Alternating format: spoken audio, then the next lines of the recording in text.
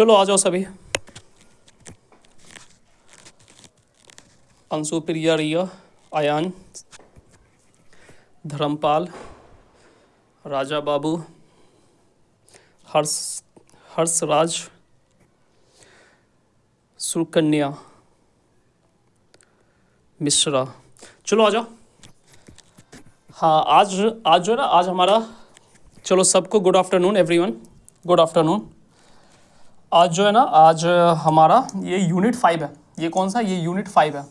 और यूनिट 5 में क्या है? Dynamic of Indian politics. ठीक है, इजी है, ज़्यादा हार्ड नहीं है। इससे बहुत ही कम क्वेश्चंस पूछे, लेकिन 2 से 3 क्वेश्चन तो इससे पूछे ही हैं। ओके। हाँ, आज मैं पानी में लेके आया हूँ। ये पानी का बोतल है, वो पानी पहले से ला के रख दिए। वो पानी आज लेकर आया हूँ।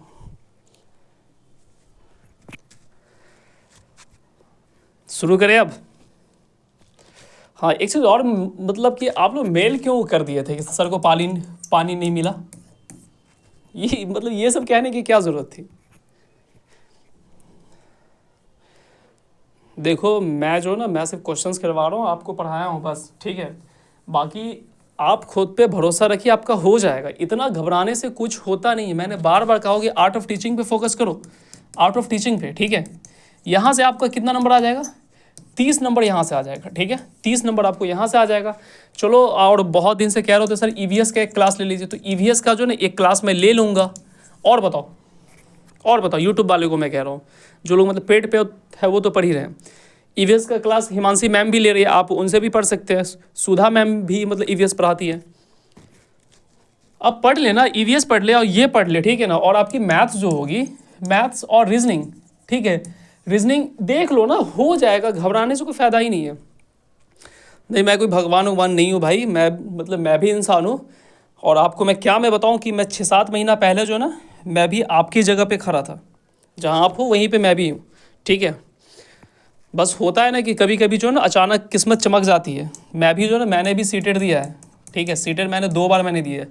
एक बार मेरा 91 नंबर आया था, दूसरा बार मेरा 127 नंबर आया था। 2 बार मैंने सीटेड दिया है। और मेरी जो बीएड जो है ना, वो 22-24 थी। कुरुक्षेत्र यूनिवर्सिटी से मैंने बीएड किया था, उससे पहले मेरा एमए हो चुका था।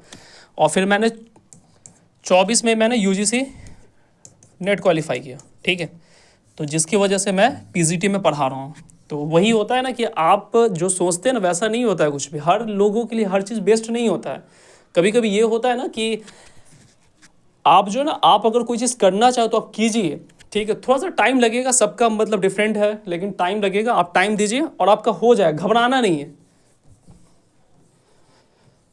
हाँ, सीटेड में मैं 4 दिया हूँ, एकदम सही है। मैंने सीटेड में मैंने 4 दिया। चलो ध्यान दो, अब हो गया, ध्यान दीजिए। अब ये पीडीएफ जो है ना, पीडीएफ वो तो मतलब क्लास के बगल में ही लग जाएगी। और फिर से जो भी मतलब पेड वाले बच्चे हैं उनको टेलीग्राम पे मिल गया होगा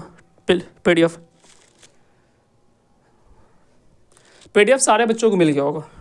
चलो बढ़ते हैं। हाँ, ये कुछ आपका मतलब दीपावली गिफ्ट है, देख लेना। ये आज जो ना, ये 20 तक ही वैलिड है, 20 अक्टूबर तक ही वैलिड है 2025। ठीक है, तो 20 अक्टूबर 12 बजे तक आप जो ना इनरोल, 11:59 तक आप इनरोल कर सकते हैं। ओके, तो ये आपके लिए ये वैलिड है। और ये जो ना क्रैश कोर्स है, जो कि इसमें यूनिट जो ना, यूनिट 5 हो चुकी है, यूनिट 6 चल रही है। यूनिट 6 अभी चल रही है। यूनिट 6 क्या हो रही, चल रही है। कल क्लास नहीं होगी, तो हो सकता है कि ये 30 तक जो ना, 30 नहीं है मेरे अकॉर्डिंग, 28 तक जो ना टोटल यूनिट हो जाएगा। 28 अक्टूबर तक जो ना पूरी की पूरी यूनिट हो जाएगी, ओनली फॉर बिहार स्टेट के लिए। तो अगर आप जो है ना इस पर अगर आप जुड़ना चाह रहे हैं तो 199 का ये है, आप इसको इनरोल कर सकते हैं। ठीक है, ऑलरेडी इसमें बहुत सारे बच्चे आ गए हैं, तो आप ये कर सकते हैं। और अगर आप वो भी नहीं करना चाहते तो आप नोट्स ले लें। मैं ये कह रहा हूँ कि आप नोट्स ले लें। ठीक है, नोट्स के दाम ज़्यादा नहीं, 100 रुपया एक कॉफ़ी के बराबर ही दाम है, तो आप ये ले लें। और इस नोट्स के साथ साथ जो ना टेलीग्राम मतलब ज़रूर ज्वाइन कर लें, क्योंकि आज मैं सुबह मैं प्रदीप से मैं पूछा था, तो प्रदीप ने कहा कि सर नोट्स तो बहुत बिक रहे हैं बस, मतलब लेकिन कोई टेलीग्राम ज्वाइन नहीं कर रहा। तो आप लोग टेलीग्राम ज्वाइन कर ले। यहाँ पे जो ना हर मतलब रात में तो मैं भेज देता हूँ मतलब प्रदीप को, और शायद प्रदीप 9 या 10 बजे करीब जो ना आपको इस टेलीग्राम पे लगभग जो ना शॉर्ट नोट आपको भेजता होगा। ठीक है, टेलीग्राम पे आपको शॉर्ट नोट्स भेजता होगा, और प्लस जो है ना ईच सारे यूनिट से जो है ना 20 क्वेश्चंस प्रदीप भेजता होगा हर दिन। आती है ना? देखो, हाँ हाँ हाँ, यस सर, काफ़ी अच्छा क्वेश्चंस रहता है, बस थोड़ा सा धीरे कमेंट करो। बढ़े आगे। तो आप जो है ना, आप अगर चाहते हैं कि अगर आपका बेसिक्स बिल्कुल भी नहीं है तो आप बैच से भी ज्वाइन हो सकते हैं, नहीं तो आप नोट्स लेके पढ़े। और जो वाईटी क्लास है ना, मेरी प्लेलिस्ट जो बनी हुई है, दोनों जगह की बात मैं कर रहा हूँ, ठीक है, दोनों जगह की वाईटी क्लास आप पूरा देख जाइए। ओके, पूरा देख जाइए वाईटी क्लास, 6-7 वीडियोज़ है, 8 वीडियोज़, जो भी आप पूरा देख जाइए, आपका हो जाएगा। नंबर मैं डाल दूंगा डिस्क्रिप्शन में भी। और जो भी लोग मतलब पेड में, दोनों को मैं कह रहा हूँ, दोनों के लिए अलग अलग मतलब पेड ग्रुप है, बट मैं दोनों के लिए कह रहा हूँ कि दोनों टेलीग्राम पे जरूर ज्वाइन हो जाएंगे, ठीक है। ये हो गया। और नेक्स्ट क्या आपका, तो आज की जो हमारी जो टॉपिक है ना, वो कौन सा है? डायनेमिक्स ऑफ इंडियन पॉलिटिक्स, ठीक है। कौन सी टॉपिक है? Dynamics of Indian politics. Okay okay. तो आज का जो टॉपिक है वो आपका क्या है, तो याद रखना, आज जो है ना लगभग PYQ है। पहले तो हम लोग क्या देखेंगे, पहले हम लोग मतलब PYQ देखेंगे, ठीक है। जो मतलब बिहार स्टेट BPSC बिहार के अदर एग्जाम में जो पूछा जा चुका है वो सारी PYQ देखेंगे। उसके बाद जो है ना फर्स्ट सेकंड ये सारे के सारे यूनिट से, पहला, दूसरा, तीसरा, चौथा, पाँचवा, छठा, सातवां, ये 6 का 6 यूनिट से जो है ना 6 सब टॉपिक से जो ना 10 क्वेश्चंस करेंगे। सारे टॉपिक से क्या करें? 10 क्वेश्चन। ये जनरल टेलीग्राम है, इस पे ज्वाइन हो जाओ। इस पे जो है ना बहुत सारे बुक्स आपको यहीं पे मिल जाएंगे, ई बुक्स वगैरह बहुत सारी चीज़ें आपको मिल जाएंगी, क्लास नोट्स भी आपको यहाँ पे मिल जाएंगे, ठीक है। तो आप यहाँ पे ज्वाइन हो जाओ। चलो, अब हो गया, टाइम बहुत हो गया। इसको हिंदी में बोलते हैं भारतीय राजनीति एवं क्या बोलते हैं उसको, मतलब डायनेमिक को हिंदी में क्या बोलते हैं? गतिशीलता की गतिशीलता, ठीक है। तो ये आज की आपकी टॉपिक है, इसी टॉपिक पे क्वेश्चंस करेंगे। चलो, आप लोगों ने 8-9 मिनट सफलतापूर्वक खत्म हो गया। पहला क्वेश्चन आपके सामने है, आराम से क्वेश्चन पढ़िए, आराम से आंसर दीजिए। 1.5 घंटा मेरे पास टाइम है, उसके बाद फिर सर आ जाएंगे, ठीक है। भारत में क्षेत्रवाद अक्सर किसके विरोधाभास के रूप में विद्यमान है? बताइए। इन इंडिया जो क्षेत्रवाद है, जो मतलब रीजनल है, often exist as a contradiction to which of the following. तो बताइए, जो भारत में जो क्षेत्रवाद जो होता है, जैसे कि हमारा भारत है, ये हमारा भारत है, ठीक है।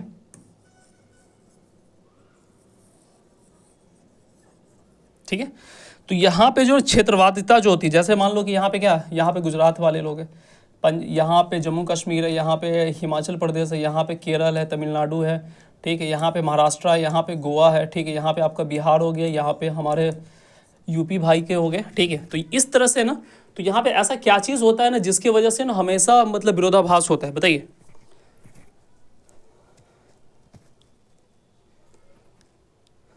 क्या होगा ऑप्शन? तो याद रखिएगा, राष्ट्रवाद होता है। क्या होता है? राष्ट्रवाद। क्योंकि ये क्या चाहते हैं कि आप जब देखे होंगे ना कि भारत में क्या होता है, भाषा वाली झगड़ा होता है कि मेरा भाषा ऐसे है, कल्चर होता है, ठीक है, संस्कृति होता है।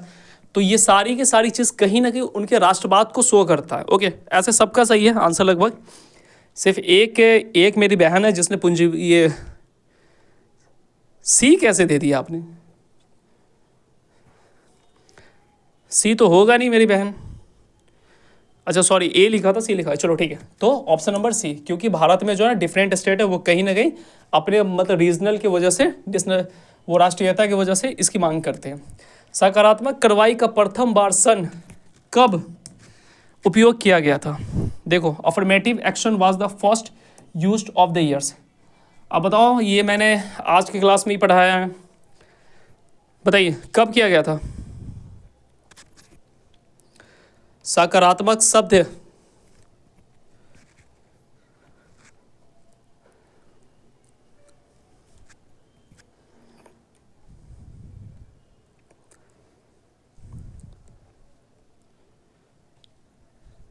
कब किया गया था?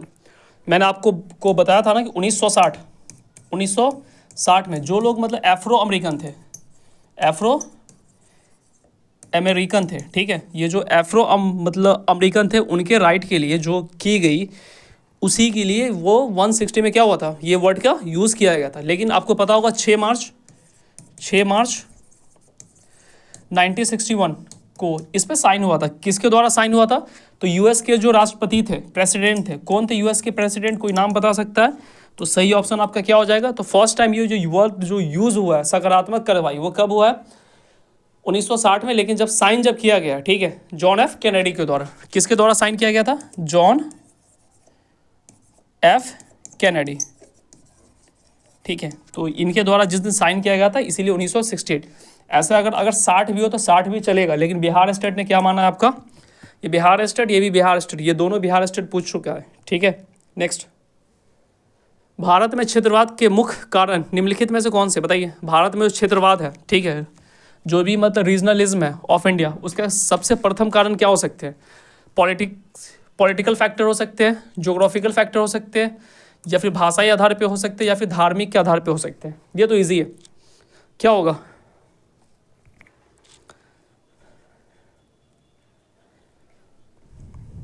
बताइए। अभी आप सुने होंगे ना कि मतलब कि अगर कोई शख्स जो मान लो बिहार या फिर यूपी का है, वो मतलब महाराष्ट्र में जाते हैं तो उन्हें मारा जाता है, पीटा जाता है, कहा जाता है कि मतलब मराठी बोलो। तो इस वजह से ना आप क्या, ये जो ना आपका सबसे जो अच्छा जो आंसर जो होगा वो क्या होगा? भाषाई आधार पर। क्योंकि भारत में जो है ना डिफरेंट लैंग्वेज बोली जाती है, और जिसकी वजह से ना हमेशा कहीं ना कहीं झगड़ा होता है। कोई तमिलनाडु चला गया तो उसे कहा जाता है कि मतलब तमिल बोलो, कोई कहीं जाता है उसे कहीं पे कुछ बोला जाता है। तो ये सारी चीज़ें कहाँ होती है? तो ये सारी चीज़ें जो ना, और इसी के वजह से जो ना हमारे राज्य में जो नए नए राज्य का क्या हो रहा है? डिमांड भी हो रहा है, ठीक है। उड़ीसा हो गया, मध्य प्रदेश हो गया, इधर मतलब नॉर्थ ईस्ट हो गया, 7 सिस्टर जो है, ठीक है। तो ये सारे राज्य कैसे थे? तो भाषाई आधार पे।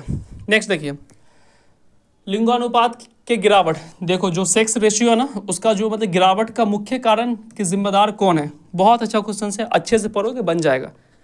माता पिता के द्वारा पुत्र की प्राथमिकता, यानी माता पिता चाहते हैं कि पुत्र ही हो। लिंग चयनात्मक गर्भपात, यानी अगर मान लो कि बॉय है तो रखना है, गर्ल्स है तो अबॉर्शन करवा देना है। ये चीज़ है। ए भी दोनों सही है, उपयुक्त में से कोई सही नहीं है, या फिर बिहार स्टेट ये चीज़ पूछा है। बताइए।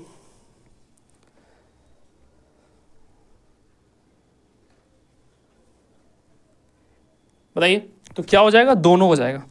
क्योंकि आपको पता है ना कि मतलब माता पिता क्या करते हैं? पुत्र को ज़्यादा प्रेफर देते हैं। लिंग चयनात्मक गर्भपात होता है कि अगर मतलब बॉय है तो फिर ठीक है, गर्ल्स है तो फिर उसको अबॉर्शन करवा दो, जो कि हमारे समाज में क्या है? एक बहुत बड़ी कलंक वाली चीज़ है, ठीक है।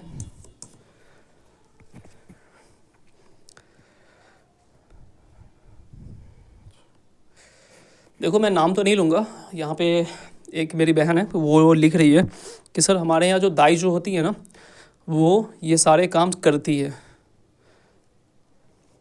ये जो ना कहीं जो आज भी हमारे भारत में यूनिवर्सल ट्रूथ है कि लोग जो ना ज़्यादातर जो ना मतलब बॉय पे प्रेफर करते हैं, गर्ल्स पे क्या करते हैं। आज भी ऐसा हो रहा है, जबकि हमारा देश क्या हो रहा है, दिन पर दिन लोग मतलब पढ़े लिखे लोग हो रहे हैं, लेकिन इनका जो स्टेरियोटाइप्स जो इनका जो मतलब रूढ़िवाद जो सोच है ना, वो ख़त्म नहीं हो रहा है। क्योंकि हम दोनों क्या है? इक्वल है। ये समझते ही नहीं। चलो ठीक है, कोई बात नहीं, आप मतलब प्रे कीजिए उन बच्चों के लिए। नेक्स्ट देखिए, निम्नलिखित में से कौन सा एक किसान आंदोलन था?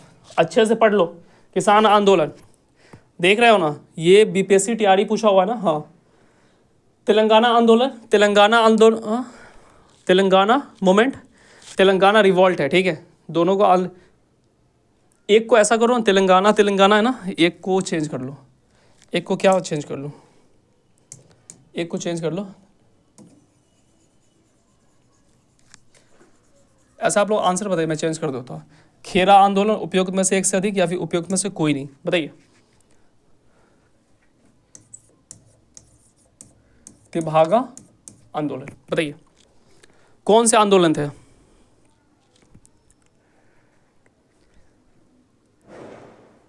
किसान आंदोलन कौन से थे?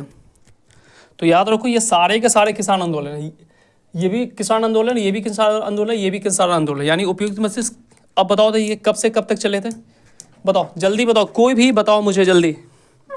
ये 1946 से, हाँ, एक साल में एक ख़त्म हो गया था, 47। कौन सा?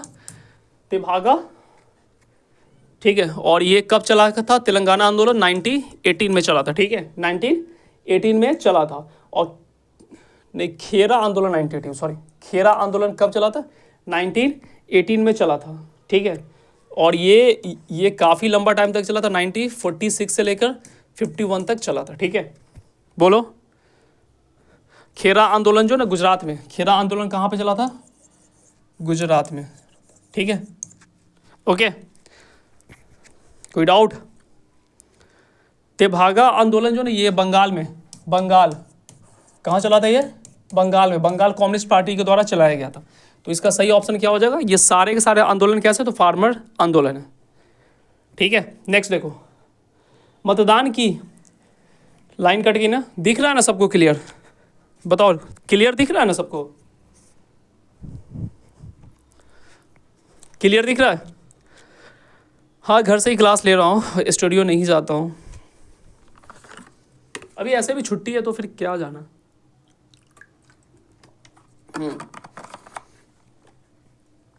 चलो बताओ, नेक्स्ट क्या है आपका? मतदान की विशिष्ट प्रणाली जहां बेहतर योग, देखो क्या लिखा हुआ, बेहतर योग व्यक्ति या उनके हित पर अधिकार है, उन्हें काम योग लोगों की तुलना में अधिक वोट दिए जाते हैं, कहलाती है। यहाँ पे क्या बोल रहा है ना कि जहाँ पे मतलब मतदान जो मतलब प्रणाली, जो मतलब वोटिंग सिस्टम है, ठीक है, जो भी वोटिंग सिस्टम है, better qualified person to those with the greater interest get more vote than the less qualify as one. ऐसी वोटिंग सिस्टम जहाँ पे जो ना जिसके पास ज़्यादा धन हो, जिसके पास मतलब ज़्यादा पैसा हो, या फिर जो मतलब ज़्यादा काम कर रहा हो, उसकी वोटिंग पावर क्या है? कम है। तो ऐसे को क्या बोलते हैं?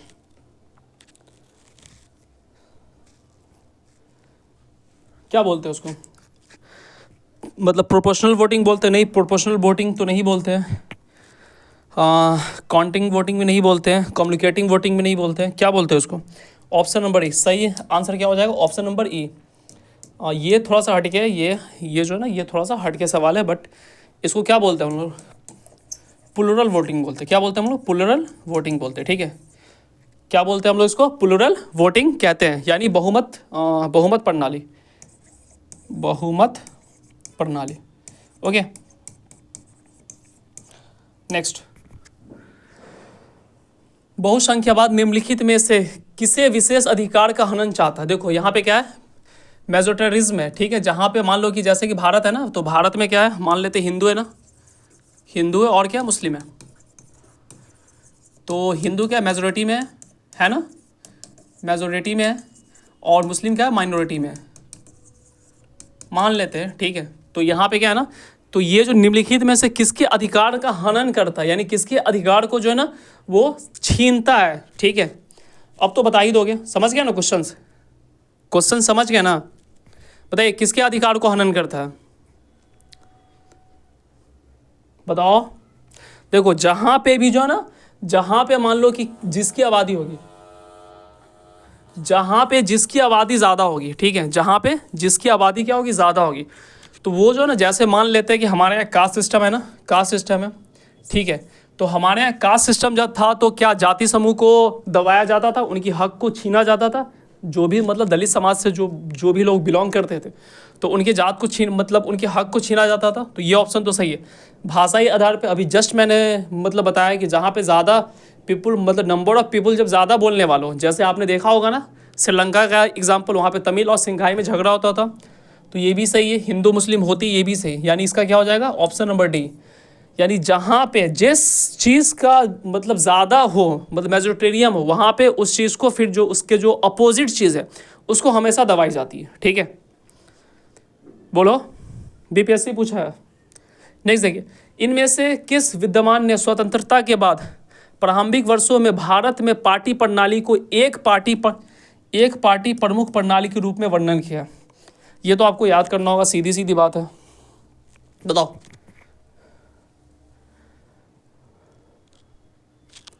बताओ।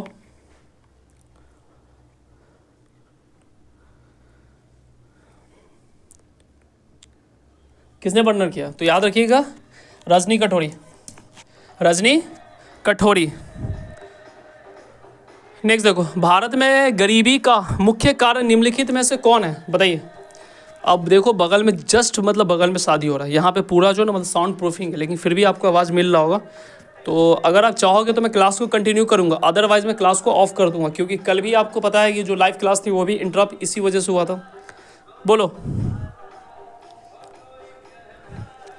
हाँ, गाना सुनकर पढ़ने में सर मज़ा आता है। चलो ठीक है आसूष जी, मेरे बड़े भाई भी हो सकते हो, छोटी भी हो सकते हो, ठीक है तो पढ़ो फिर। हाँ सर पढ़ाइए एग्ज़ाम। चलो ठीक है, देखो। हाँ, भारत में गरीबी का मुख्य कारण निम्नलिखित में से कौन सा है? बताइए। भारत में जो पुवर्टी है, क्योंकि आधा से ज़्यादा बच्चा जो है ना कहीं पुवर्टी लाइन से ही आता है। ठीक है, वो सारे लोग, वो सारी चीज़ें जो मतलब गांव में जो रहते हैं वो खुद भी जो है ना उनके पास मतलब रिसोर्स क्या होते हैं, कम होते हैं। तो जो लोग गांव में है, जो लोग गरीब है, ठीक है, वो गरीब, देखो मतलब गरीब होना कोई कोई मतलब बुरी बात नहीं है। ठीक है, गरीब हो सकते हो आप, लेकिन आप अपने तरफ से ये कोशिश करो कि मैं गरीब मरूँ नहीं। आप खुद को क्या करो, मतलब इम्प्रूव करो। उसके लिए आपको मेहनत करना पड़ता है, कीजिए। पहला देखो, गरीबी रेखा के नीचे की जनसंख्या आर्थिक और शैक्षणिक रूप से पीछा, क्या बोल रहा है? इकोनॉमिक्स और एजुकेशनली क्या होना चाहिए? बैकवर्ड होना चाहिए। सोशली बैकवर्ड होना चाहिए। उपयुक्त में से एक सदी या कोई नहीं, अब तो पता चल ही गया होगा। बोलो।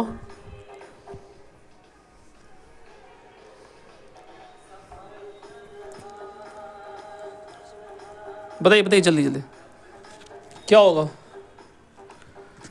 गरीबी का मुख्य कारण क्या है?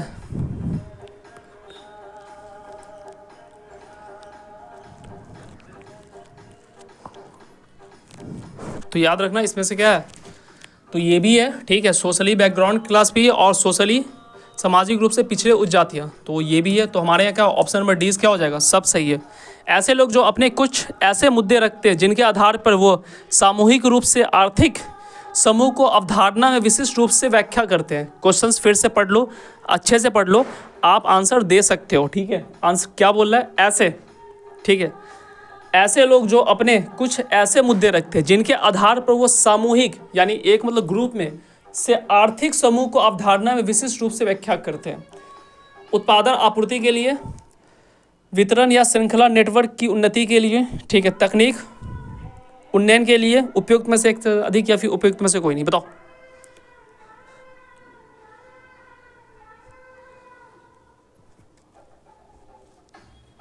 बताओ।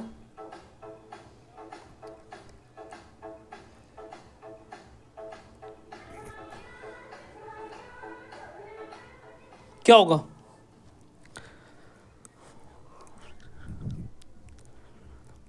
बताइए। आर्थिक रूप से मान लो कि एक सामाजिक लोग है, ठीक है, ये ग्रुप है, और ये जो ना ग्रुप में बहुत सारे मल्टीपल लोग रह रहे हैं, इनको जो ना आर्थिक मतलब समृद्धि बनाना है, तो क्या करेंगे?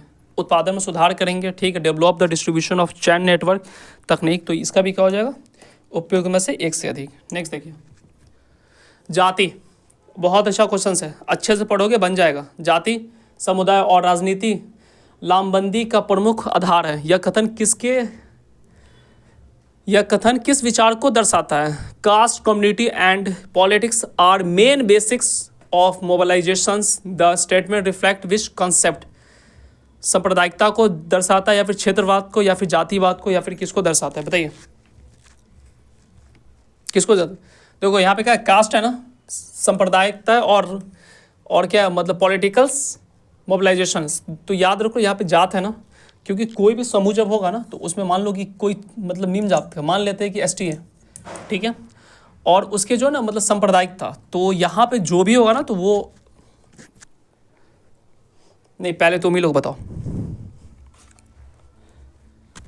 बताओ यहाँ पे क्या होगा आंसर? सी।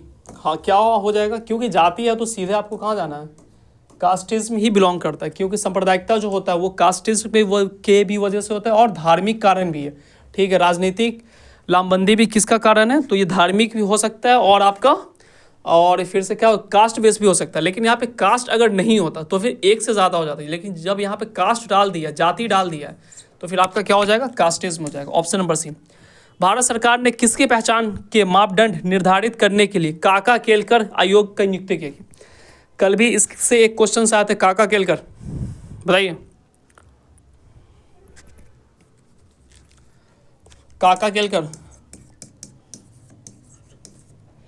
गरीबी रेखा के नीचे की जनसंख्या आर्थिक एवं शैक्षणिक रूप से पिछड़ा, और ये भी मैं बता देता हूँ, ये एनसीईआरटी क्लास है, क्लास 9th का है। क्लास 9th में आपको डिटेल से पढ़ना है। सामाजिक रूप से पिछड़े उच्च जातीय उपयुक्त में से एक से अधिक या फिर कोई नहीं।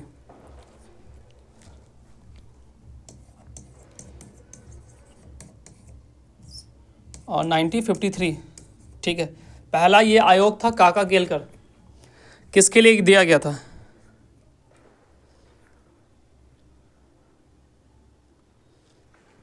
Option number B, good. हाँ, किसके लिए था ये? तो आर्थिक और शैक्षणिक रूप से जो लोग पिछले वर्ग था, ठीक है, इनके लिए कौन सी थी? काका केलकर ग्रुप था। ओके। रिपोर्ट इन्होंने रिपोर्ट दिया था 1955 में, 55 में। ओके। बीपीएससी पूछा है राजनीतिक कारणों द्वारा अपनी पुस्तक कास्ट इन इंडियन पॉलिटिक्स, याद आ गया कास्ट इन इंडियन पॉलिटिक्स, याद आया?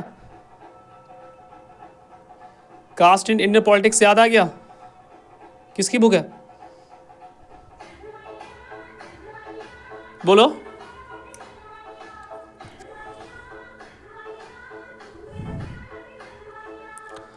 आंसर दीजिए, जल्दी आंसर दीजिए, क्या होगा? मुख्य बात क्या है? जाति संगठन के न्याय एकीकरण के माध्यम से लोकतंत्र को, अच्छा ये भी ऑप्शन है, बस बताओ। अब तो और इजी हो गया ना।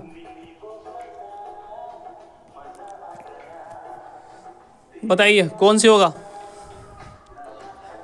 जाति संगठनों का न्याय एकीकरण के माध्यम से लोकतंत्र को राजनीति को समझ में मदद करना, जातिगत संरचना से लोकतंत्र राजनीति के प्रतीक को बाधा डालना। देखो फिर से देख लो, कास्ट इन पॉलिटिक्स है ना, तो इसका मतलब क्या है ना कि जो भी मतलब कि जाति संगठन है, ठीक है, उसके न्याय के लिए। ऐसे ऑप्शन यहाँ पे और होना चाहिए, लेकिन 2 ही ऑप्शन है, तो ऑप्शन नंबर 1 क्या है इस करेक्ट। 40 नंबर देखिए, मंडल आयोग को आधिकारिक तौर पर किस नाम से जाना जाता है? मंडल आयोग को आधिकारिक तौर पे किस नाम से जाना जाता है? आप एनसीईआरटी में पढ़ोगे, ठीक है ना, मंडल आयोग। याद आ रहा है कुछ? एनसीईआरटी जिसने मुझसे पढ़ी होगी उसको पता होगा, या फिर आप कहीं भी पढ़े होंगे, आपको पता होना चाहिए। मंडल आयोग को क्या जानते हैं? सोशल और इकोनॉमिक्स बैक जी। मंडल आयोग को यही जानते हैं हम लोग, ओबीसी, ठीक है, ओबीसी, यानी ऑप्शन नंबर 1 क्या है करेक्ट है, ठीक है। बच्चों की सुरक्षा के लिए नहीं था, आदिवासी लोगों के लिए भी नहीं था, और एक साथ ये भी नहीं है, तो क्या हो जाएगा मंडल आयोग? तो मंडल आयोग आई थी जब आपको पता होगा कि मतलब जनता पार्टी की सरकार बनी थी, तो उसने 28% रिजर्वेशन, कितना 28% रिजर्वेशन की बात कही थी, ठीक है। हाँ, इसी में सबसे बड़ा बेंच बैठा था, 2nd नंबर का। नेक्स्ट देखिए, राजनीतिक दलों द्वारा गठन और चुनाव के दौरान जातीय राजनीति पर टिकटों का आवंटन क्या दर्शाता है? यहाँ पे देख लो, राजनीतिक दल है ना, जैसे अभी बिहार में इलेक्शन है ना, बिहार में क्या है इलेक्शन है, ठीक है।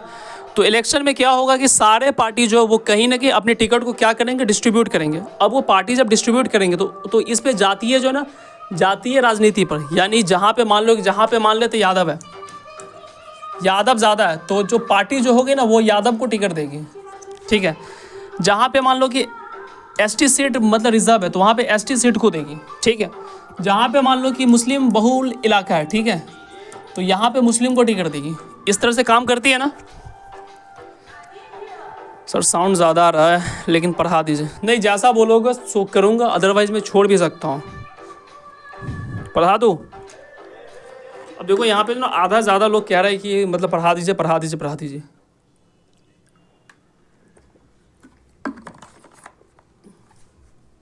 हाँ भैया पढ़ा दीजिए, ठीक है। देखो फिर शायद आवाज़ कम भी गई है। 15 क्या बोल रहे हैं मंडल आयोग के बारे में? हाँ 1979, ठीक है। बीपी मंडल थे अध्यक्ष, जो था मंडल आयोग का जो अध्यक्ष जो था ये थे बीपी मंडल। कौन थे?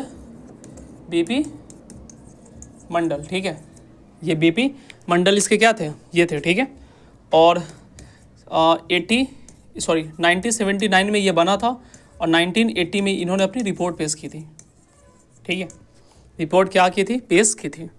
अब कोई डाउट बोलो? नहीं? चलो नेक्स्ट बताओ। हाँ, सांप्रदायिकता होगा, कास्ट यानी जातिवाद होगा, क्षेत्रीयवाद होगा, क्या होगा बताइए? सर जातिवाद होगा, गुड। ऑप्शन नंबर बी सबका सही है, क्योंकि ये जब जाति के आधार पर टिकट देगा तो जातिवाद ही है। नेक्स्ट देखिए, यह किसने कहा था? राजनीति या राजनीति नहीं, जो जातिग्रस्ती हो गया, यानी जाति इतनी खराब हो गई कि अब लोग जाति के ऊपर ही वोट देते हैं, यह जाति है जिसका राजनीतिकरण हो जाता है। किसने कहा था? एम.एन. श्रीनिवास ने, मतलब बाइनर वीनर ने, राजनीति कठोरी ने, किसने कहा था? किसकी स्टेटमेंट है बताओ?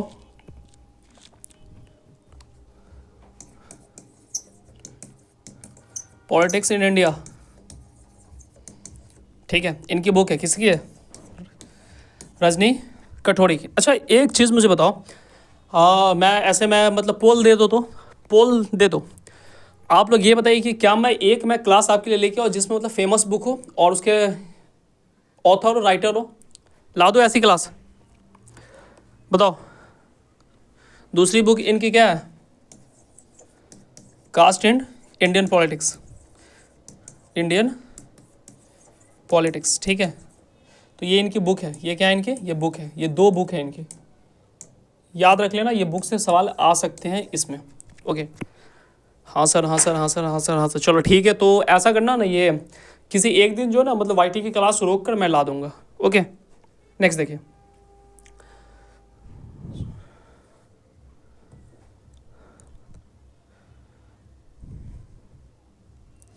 बताइए।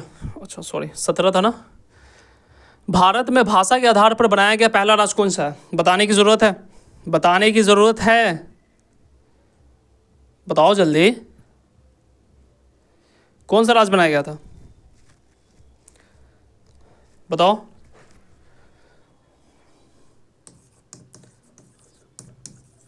बताओ ना, जल्दी बताओ ना, ये तो जेआईसी का क्वेश्चन पूछे हुआ है, बोलो।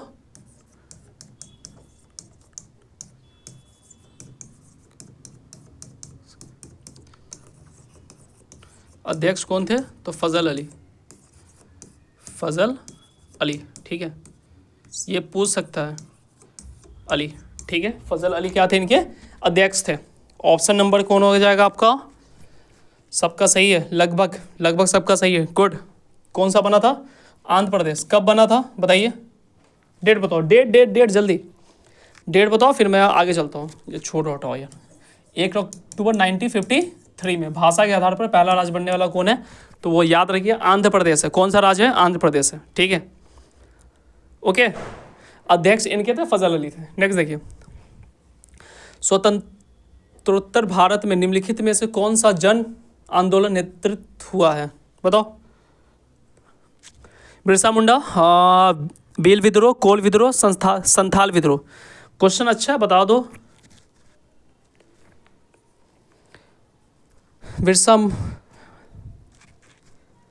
बिरसा मुंडा, ठीक है, भील विद्रोह, कोल विद्रोह। क्या पूछ रहा है? स्वतंत्रोत्तर भारत में निम्नलिखित में से कौन सा जन आंदोलन के नेतृत्व हुआ है? अच्छा, क्या हो जाएगा बताओ?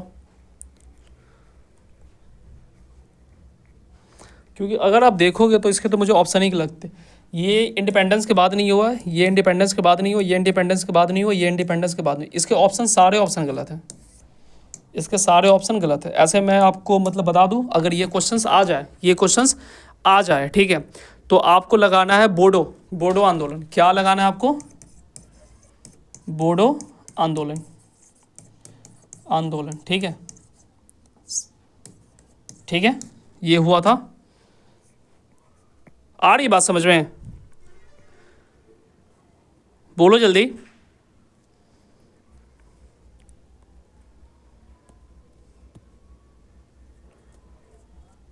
जी हाँ, असम में हुआ था, ठीक है जी, असम में हुआ था बोडो आंदोलन, ठीक है। असम में, कहाँ हुआ था? गुड, असम में हुआ था, ठीक है। 2 बार इसका हुआ था, एक तो 96 से लेकर ऐसे ही था, मतलब 2 बार था, लेकिन वो नहीं पूछेगा आपसे, तो ये सारे ऑप्शन इसमें गलत है। नेक्स्ट देखिए, देखो 73 जो कॉन्स्टिट्यूशन अमेंडमेंट जो हुआ था, ठीक है, संविधान संशोधन हुआ था 2003 द्वारा, भारतीय संविधान में कौन सी भाषा को शामिल की गई? असम, बोडो, कोंकणी, सिंधी। इजी है, बोलो कितने भाषा ऐसे हैं?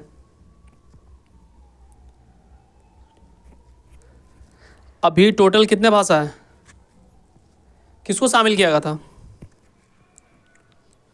देखो अगर पूछ दिया जाए, ठीक है, ऐसा तो इसमें मतलब बोडो होगा, ठीक है, टोटल अगर भाषा पूछ दिया जाए, टोटल लैंग्वेज कितने हैं, तो याद रखिएगा 22 है, ठीक है।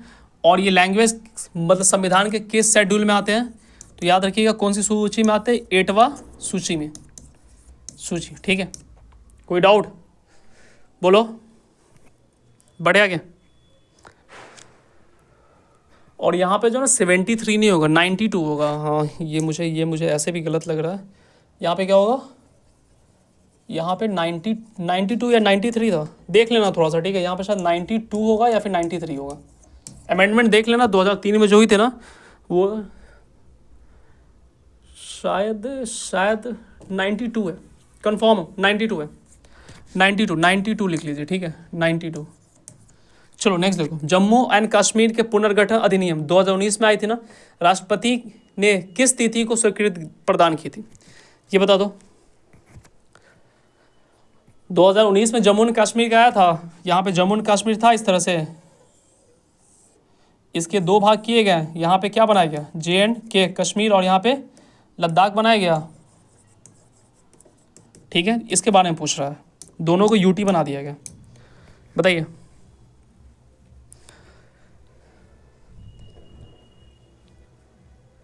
देखो पहला तो याद रखना 5 अगस्त 2019, ठीक है। ये जो है ना राज्यसभा में रखा गया था, क्योंकि राज्य का विषय है, राज्यसभा में पेश किया गया था अमित शाह के द्वारा। किसके द्वारा? होम मिनिस्टर अमित शाह के द्वारा। पहला तो ये फैक्ट आपको याद होना चाहिए, 5 अक्टूबर 2019 में अमित शाह के द्वारा क्या किया गया था, इसको पेश किया गया था, ओके। 6 अगस्त को लोकसभा में, 6 अगस्त को कहाँ पे पेश किया गया, 6 अगस्त 2019 को लोकसभा में पेश किया गया, ठीक है, लोकसभा में, ठीक है। दोनों हाउस से क्या हो गया था, दोनों हाउस से ये बिल क्या हो गया था, पास हो गया था। और प्रेसिडेंट जो ना, प्रेसिडेंट 9 अगस्त को क्या किया, इस पर साइन कर दिया। प्रेसिडेंट की साइन कब हुई, प्रेसिडेंट की साइन कब हुई बताइए, 9 अगस्त 2019 को प्रेसिडेंट की क्या हो गई, साइन हो गए। और जम्मू एंड कश्मीर जो पहले एक राज्य हुआ करता था, अब वो क्या हो गया, केंद्र शासित प्रदेश हो गया, ठीक है। और अगर यहीं पे पूछ दिया लागू कब हुआ, अगर पूछ दिया जाए लागू कब हुआ, कहाँ पे लिख दूँ, अगर पूछ दिया जाए लागू कब हुआ, बताओ। लागू कोई भी बता सकता है लागू कब हुआ था? हाँ 31 अक्टूबर 2019, ठीक है, गुड, 31 अक्टूबर 2019। सुप्रीम कोर्ट ने अपना फैसला कब दिया था, फाइनल जजमेंट? छोड़ो, इतना नहीं पूछेगा, इतना इनफ है, याद रख लेना। पहला हो गया, फर्स्ट ये याद रखना, सेकेंड, थर्ड, फोर्थ, ठीक है, फिफ्थ, और ये रहा 6 चीज़ याद रख लेना इसमें से। नेक्स्ट देखो, पार्टियों द्वारा जनता को लामबंद करने के राजनीतिकरण ने भारतीय लोकतंत्र को क्या दिया है, बताओ। अधिक निर्भरता दिया, अधिक प्रभावी बनाया, और गहरा बनाया, या फिर इंक्लूसिव बनाया, क्या होगा, क्या किया बताओ। अधिक क्या किया बताओ, तो याद रखना समावेशी बनाया, अधिक समावेशी बनाया, ठीक है। नेक्स्ट देखिए, निम्नलिखित में से किस राज्य ने ऑपरेशन बारगा शुरू किया था, ऑपरेशन बारगा, बताइए। निम्नलिखित में से किस राज्य ने ऑपरेशन बारगा शुरू किया था, किस राज्य ने शुरू किया था? थोड़ा सा जल्दी करो ना।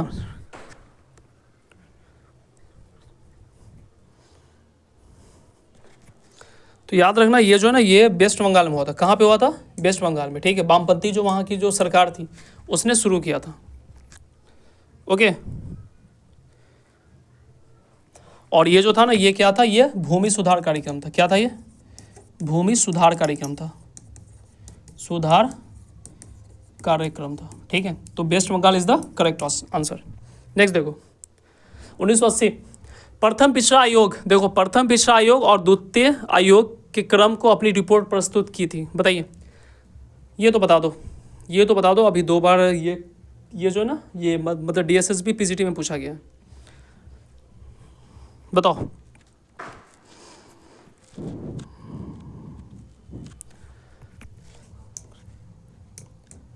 पहला जो था फर्स्ट वाला कौन था, तो याद रखना है काका केलकर आयोग, ठीक है। दूसरा कौन था, मंडल आयोग, ठीक है। आयोग क्या पूछ रहा है, अपनी रिपोर्ट कब पेश की थी बताओ, रिपोर्ट कब पेश की थी,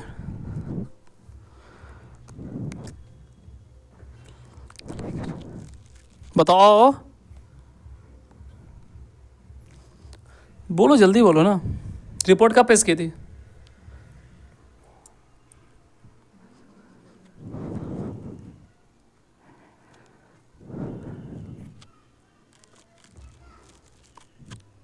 बोलो जल्दी। देखो याद रखना मार्च में पेश की थी, इनका क्या था, ये मार्च में पेश की थी अपना रिपोर्ट, मार्च 1955, ठीक है। और इन्होंने दिसंबर 1890 में अपनी रिपोर्ट पेश की थी, ठीक है।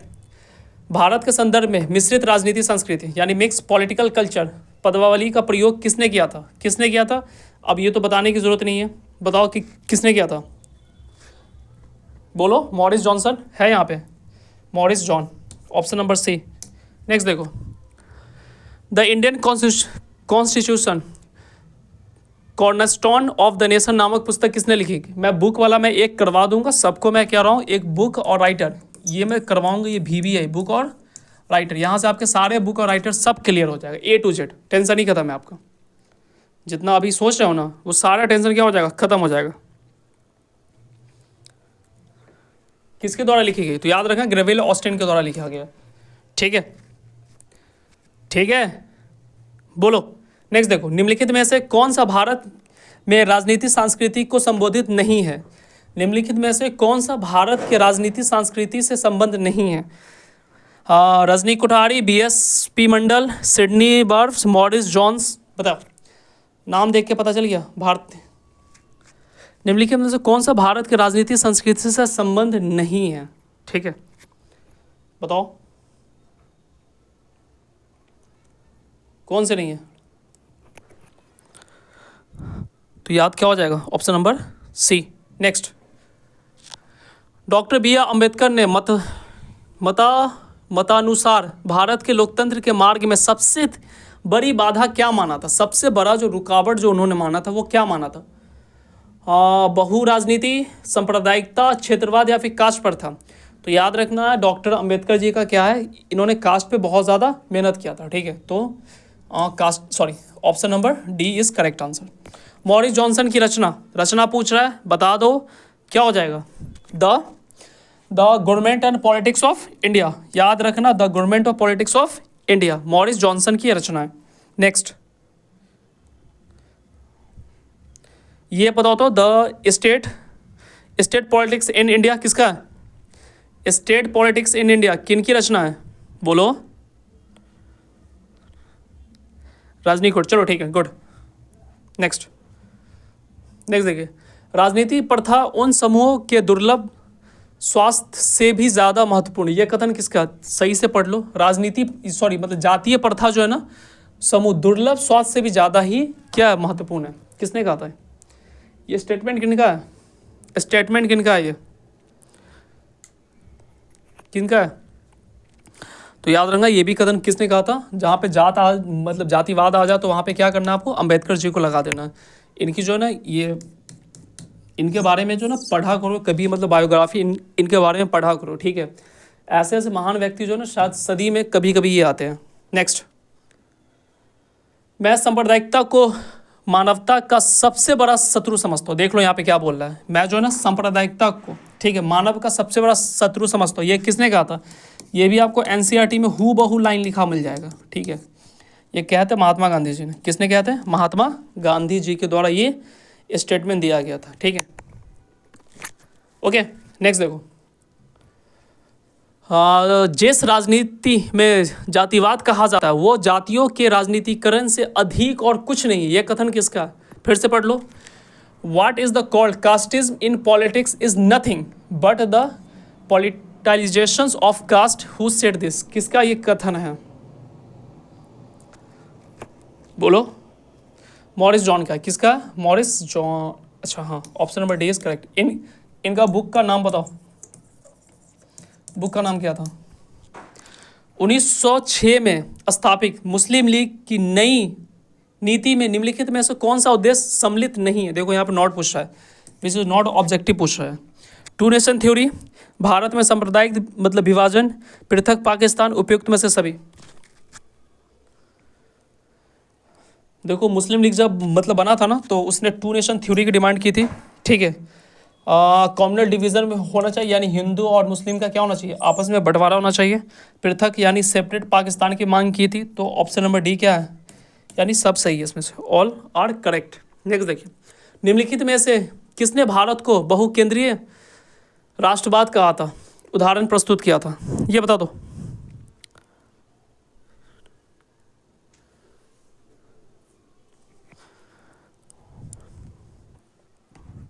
बोलो किसने कहा था? तो याद रखना ये कहा था एंटोनी डी स्मिथ के द्वारा। नेक्स्ट देखिए, भारत में राजनीति संस्थाओं की संरचना आधुनिक है, लेकिन उनका वास्तविक रूप कैसा है? फिर से पढ़ लो, भारत में राजनीति संस्था जो है ना, उसकी रचना क्या आधुनिक है, यानी अभी जो चल रहा है, लेकिन उसका जो है ना वास्तविक रूप कैसा है, ये किसने कहा, मतलब ये क्या है, सो बताना है। तो याद रखना, देखो यहाँ पे क्या बोल रहा है, the structure of political institution of India क्या है, मॉडर्न है, कैसा है, आधुनिक है, बट द एक्चुअल, लेकिन ये एक्चुअल में कैसा है? तो याद रखना ये एक्चुअल में कैसा है, हाँ अनरियल है, नहीं अनरियल नहीं, अपर्याप्त है, आधुनिक है, क्या लगा दो। असल इसमें ऑप्शन ही गलत है, इसको ऐसा करते हैं ना, एक ऑप्शन को हटा देते हैं, ये ऑप्शन नंबर डी हटा देते हैं, ऑप्शन ही गलत है, मैं आंसर में आपको लिख देता हूँ, ठीक है। ऑप्शन नंबर डी डाल दो, क्या डाल दो, परंपरागत लिख दो, प्रागत, ठीक है, ठीक है। कैसा है? तो ये परंपरागत, मतलब ट्रेडिशनल है, कैसा ये, ट्रेडिशनल है।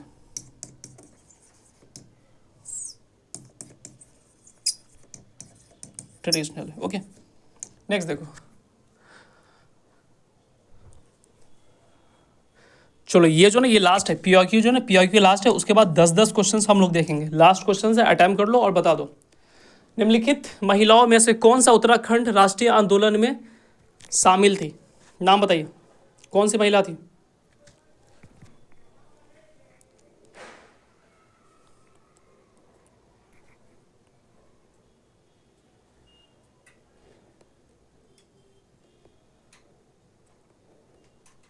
बताओ कौन सी है?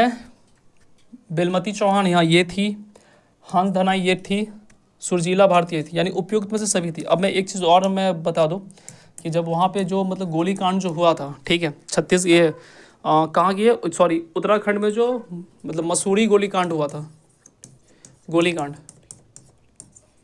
कांड, ठीक है, उसमें जो ना इनकी मृत्यु हो जाती है, इन दोनों की, ठीक है। तो अब ये तो हो गया, अब जो ना अब यहाँ से जो ना थोड़ा सा सुपर फास्ट, बहुत आप लोगों ने आराम कर लिया, अब सुपर फास्ट चलेंगे। ये जो 1 2 3 4 5 6 7 8 7 टॉपिक जो हम देख रहे हैं, तो टोटल जो ना 7 × 10 यानी 70 क्वेश्चन है। 70 क्वेश्चन आपको 20 मिनट में निपटाना है। रेडी हो? सर 2 मिनट रुक जाइए। क्यों रुकना है भाई, रुकना क्यों है?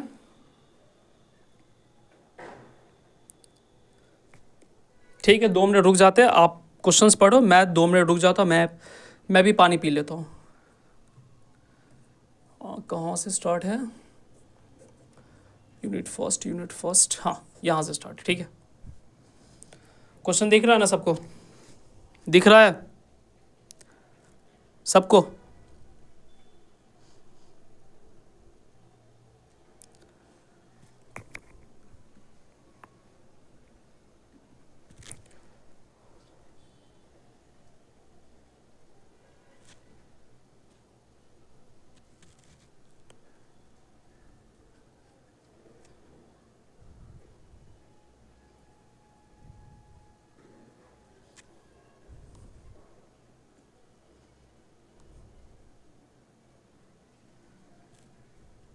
चलो फर्स्ट क्वेश्चन पढ़ते हैं। दिख रहा है ना, निम्नलिखित में से कौन सा भारतीय चुनाव व्यवहार में पार्टी पहचान, देखो यहाँ पे क्या लिखा हुआ है, पार्टी पहचान की अवधारणा को सबसे अच्छी तरह से समझते हैं।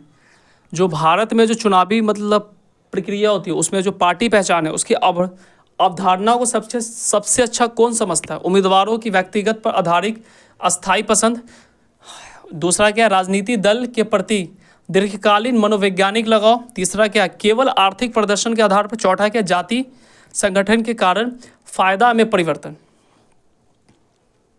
क्या हो जाएगा इसका, बोलो, पार्टी पहचान क्या हो जाएगा? आंसर आप लोग को देना है जी, बिल्कुल आंसर आप लोग को ही देना है, आंसर देना है आपको। तो देखो यहाँ पे क्या बोले, उम्मीदवारों की व्यक्तिगत यानी उसका जो मतलब पर्सनल आधारिक अस्थाई पसंद नहीं, अस्थाई पसंद नहीं होता है, क्योंकि अगर आपने पसंद कर लिया तो आप वोट दोगे। दूसरा क्या है, राजनीतिक दल के प्रति दीर्घकालीन मनोवैज्ञानिक लगाओ, तो इसका सही ऑप्शन क्या हो जाएगा, ऑप्शन नंबर 20 करेक्ट। केवल आर्थिक आधार पर, आर्थिक आधार नहीं है क्योंकि आप जानते ही हो हमारे देश में कैसा है, जातीय संगठन के कारण वफादारी में परिवर्तन ये होता है, लेकिन आपको अगर ये ऑप्शन नहीं होता तो आपका ये हो जाता। नेक्स्ट देखिए, रजनी कटोरी द्वारा, देखो इनका जो ना एक है, the Congress system in the India is describe the Rajni कटोरी वाज द कैरेक्टरिस्टिक। रजनी कटोरी के द्वारा जो ये मतलब डिस्क्राइब जो किया गया वो क्या है, सो बताओ। पहला क्या, बाएं और दाएं के बीच में वैचारिक ध्रुवीकरण, इनका नहीं है। प्रतिस्पर्धी बहुदलीय संघवाद नहीं है। One party dominance of institution decent, याद आया, याद आया आप लोग को। इन्होंने वन पार्टी डोमिनेंस पे क्या कही थी कि संस्था और समिति के साथ साथ एक दलीय प्रभुता हो जाता है, तो ऑप्शन नंबर सी क्या है, करेक्ट है। थोड़ा जल्दी करो। Which factor has become the first significant in India election after 1989, कौन सा जो है ना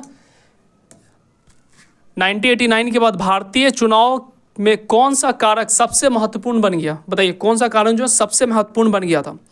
ऑप्शन ए आपका economics development of constituency, national economics performance, caste and community mobilisation, foreign policy of ruling. क्या हो गया था, क्योंकि आपको पता है ना ये इस समय क्या आया था, तो ऑप्शन नंबर सी ओबीसी इसी समय आई थी ना, 28%, 27% क्या होगा ना, रिजर्वेशन होगा, रिजर्वेशन होगा। चलो नेक्स्ट देखो, सेकुलर वोटिंग इन इंडिया क्या मतलब है, भारत में धर्मनिरपेक्ष मतलब मतदान का क्या अर्थ है, क्या अर्थ है, voting based on religious leadership reject. देखो धर्मनिरपेक्ष का मतलब ही होता है ना कि स्टेट का कोई धर्म नहीं होगा, यानी सारे धर्म क्या है, सारे धर्म इक्वल है, सारे धर्म का क्या है, सम्मान है। तो अगर जब हम धर्मनिरपेक्ष की बात करेंगे तो बेस्ड ऑन रिलीजन हो ही नहीं सकता, यानी धर्म के बेस पे नहीं हो सकता है, धर्म के बिना हो सकता है। क्या लिखा हो, रिजेक्शन ऑफ रिलीजियस मोबिलाइजेशन, ये हो सकता है। Performance of temple mosque agenda, नहीं टेम्पल मॉस्क्यू एजेंडा नहीं होगा। वोटिंग अलोंग द सेक्टरियम लाइन, तो सही ऑप्शन क्या हो जाएगा, ऑप्शन नंबर 20 करेक्ट। ठीक है, सेकुलर वोटिंग का मतलब ही यही होता है, बोलो। ठीक है, नेक्स्ट, भारतीय राजनीति में महत्वपूर्ण पुनर्गठन का तात्पर्य क्या, slow shift in the voter performance in the over time. ठीक है, हाँ मुझे हिंदी कर देना चाहिए था, हो सकता है वो तेज़ी में नहीं हो पाता है, बताइए, ऐसे ही बताओ ना, ऐसे भी तो दिख रहा है ना। Certain restructuring of party system and loyalty, temporary collection during the election, rise in youth voting turn up, क्या हो जाएगा बताओ। चलो ठीक है, देख लेते हैं सारा हिंदी में क्या है। भारतीय चुनाव में मत सर्वेक्षण की आलोचना किस लिए की जाती है, देखो यहाँ पे क्या लिख रहा है, ओपिनियन पोल्स, जो ओपिनियन पोल्स सारे न्यूज़ चैनल वाले करते रहते हैं ना इलेक्शन से पहले, जिस दिन डेट आती है उससे पहले ओपिनियन पोल करते रहते हैं। इसका मतलब क्या होता है ये पूछ रहा है, ओपिनियन पोल का मतलब क्या होता है, क्या होता है, प्रिडिक्ट आउटकम्स एक्यूरेटली। देखो मतलब प्रिडिक्ट तो करते हैं लेकिन एक्यूरेटली नहीं करते हैं, लगभग मतलब संभावना के अकॉर्डिंग करते हैं। Influence voter via the bandwagon effect, ठीक है, conducting by the government agency performance the political awareness. इसको देखो ये भी नहीं होगा, ये भी नहीं होगा, बचा कौन, influence the voter via bandwagon effect. ठीक है,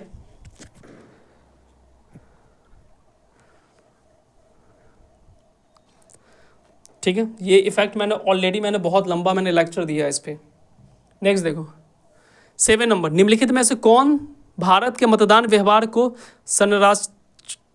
संरचनात्मक निर्धारित नहीं है? कौन सा नहीं है भारत में, बताओ। नहीं है तो देखो, कास्ट हायरार्की होती है, रिलीजन्स होती है, रीजनल इकोनॉमिक्स होती है, बचा कौन? Candidate integrity. नेक्स्ट देखो, पार काटने वाले विभाजन की अवधारणा क्या बताती है? देखो यहाँ पे क्या लिखो, पार काटना, यानी कहाँ चला गया, क्रॉस कटिंग, ठीक है। क्या होता है ये पार काटने वाले विभाजन क्या अवधारणा क्या होता है?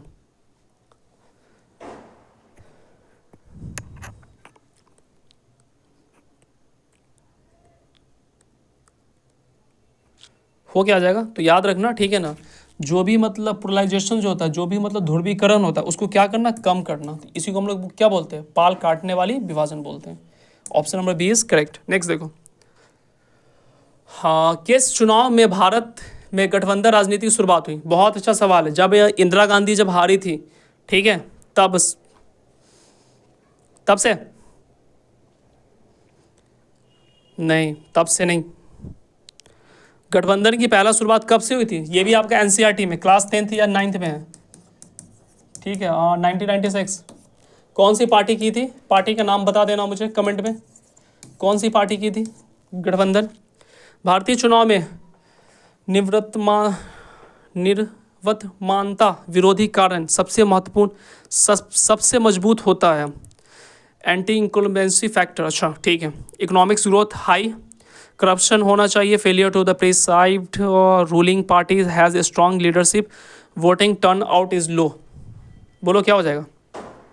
ऑप्शन नंबर 20, करप्शन और गवर्नेंस फेलियर इज परसीव्ड।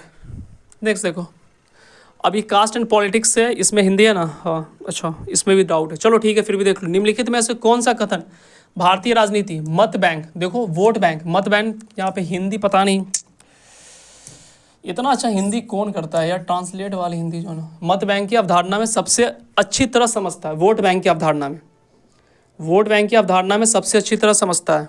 पहला ऑप्शन है चुनाव आयोग द्वारा मतदान की नहीं, ये तो नहीं, रिकॉर्ड ऑर्डर देने वाली बात ही नहीं है। दूसरा देखिए, एक विशिष्ट जाति समूह के मतदान जो लगातार एक दल को समर्थन करता हो, ये हो सकता है, ठीक है, क्योंकि वोट बैंक यही ना होता है कि जैसे मान लो कि यहाँ पे यादव की बहुत ज़्यादा पॉपुलेशन है, तो मैं यादव के लोगों को खड़ा करो और सारे यादव जो है ना अपने भाई समझ के उनको वोट दे रहे हैं, तो ये चीज़ हो सकता है, ठीक है। या फिर मान लो कि कोई मतलब मुस्लिम कैंडिडेट को खड़ा कर दो, सारे मुस्लिम लोग उसको वोट दे रहे हैं।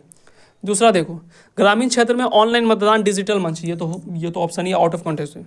फाइनेंशियल मतदानों को दिए गए वित्तीय प्रोत्साहन, ये भी नहीं होता है, कौन सा होगा? B number. नेक्स्ट देखो, Mandalisation of Indian politics refer to, भारतीय राजनीति में मंडलीकरण का तात्पर्य क्या है? मंडलीकरण याद आ रहा है कुछ? ओबीसी, ओबीसी आ रहा है याद? हाँ, तो मंडलीकरण जो है ना, बीपी मंडल, ओबीसी, ठीक है, बीपी मंडल आयोग, इसी को बोलते हैं मंडल कमीशन। नेक्स्ट देखो, which party is most associated with Dalit politics mobilisation, कौन सा ऐसा पार्टी है जो दलित की जो ना भारत में दलित की राजनीति संगठन में सबसे अधिक जुड़ाव वाला कौन सा पार्टी है? ये तो बता सकते हो। समाजवादी पार्टी नहीं, ये समाजवाद की बात करता है। राष्ट्रीय जनता दल नहीं। बहुजन समाज पार्टी, हाँ बहुजन समाज पार्टी, ये अभी इनके प्रेसिडेंट कौन है बता सकता है? प्रेसिडेंट कौन है? ठीक है, इनके फाउंडर का क्या नाम है? जो अभी प्रेसिडेंट है उनके फादर ही क्या है? इनके फाउंडर है। तो ऑप्शन नंबर सी क्या है? बहुजन समाज पार्टी। कहाँ पे है बहुजन समाज पार्टी? हाँ जी, इनके फाउंडर का नाम बताओ तो, इनके फाउंडर का नाम बताओ। फाउंडर कौन थे? कांशी राम जी। और अभी कौन है इनके मतलब प्रेसिडेंट कौन है इनके president? Mayawati, good, Mayawati, good, Mayawati. अब एक जो ना, एक और सवाल, डेट कब है, कब ये पार्टी बनी थी? भारतीय राजनीति में जाति एकीकरण और मतलब विभाजन, डिवाइड जो होता है, ठीक है, दोनों एकीकरण पहलू को दर्शाता है। ये तो बता सकते हो, बताओ क्या हो जाएगा? Caste based party, consolidating member, हाँ ये हो सकता है। पोलराइजेशन नहीं हो सकता है, कास्ट बेस्ड इंटरमैरेज नहीं हो सकता, इकोनॉमिक्स में। ऑप्शन नंबर ए क्या हो जाएगा? सही है, option number A is correct. देख लेना, ईजी है, कोई हार्ड हिंदी नहीं, इंग्लिश नहीं है, ठीक है, जो आप लोग को लग रहा होगा। बस थोड़ा जल्दी करो, टाइम हो चुका है। मंडल आयोग के प्रभाव को कौन सा कथन सबसे अच्छी तरह दर्शाता है? मंडल आयोग जो है ना, वो ओबीसी रिजर्वेशन को क्या किया था? यही ना था मंडल आयोग। पढ़ने की ज़रूरत है? पढ़ने की ज़रूरत है आप लोग को? नहीं, ठीक है। नेक्स्ट देखो, किस विद्यमान ने कहा कि जाति ने भारतीय राजनीति को लोकतांत्रिक बनाया? किस विद्यमान ने, किसने कहा था कि जाति जो है ना भारतीय राजनीति को क्या बना दिया है? लोकतांत्रिक बना दिया।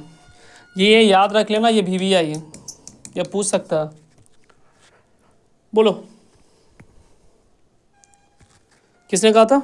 आशुतोष जी ने कहा था। Option number 20 correct.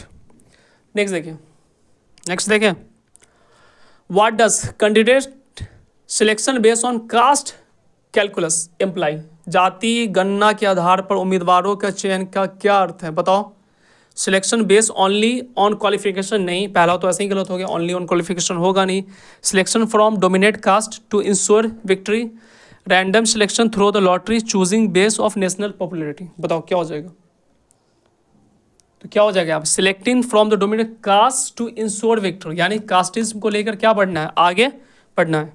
निम्नलिखित में से कौन सा जाति के संबंधित संवैधानिक प्रावधान नहीं है? नॉट, बताइए। आर्टिकल्स 15, 17, 32, 330, ये तो बता दो, ये तो बता दो, ये तो बता दो।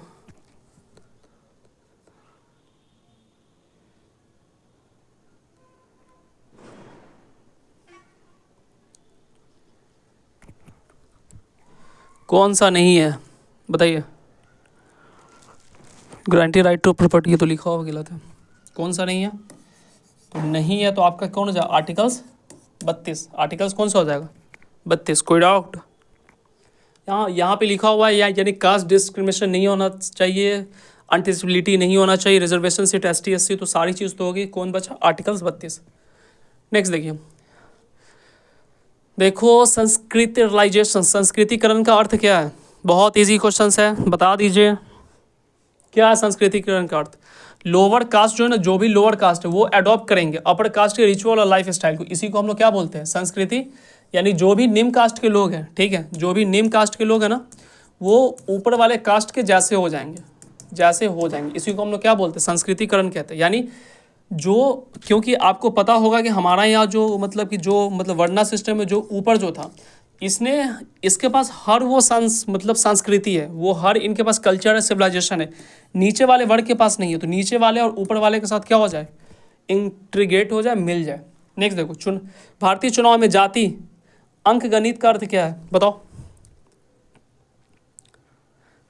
बताओ क्या है? पहला, दूसरा, तीसरा, चौथा, जल्दी।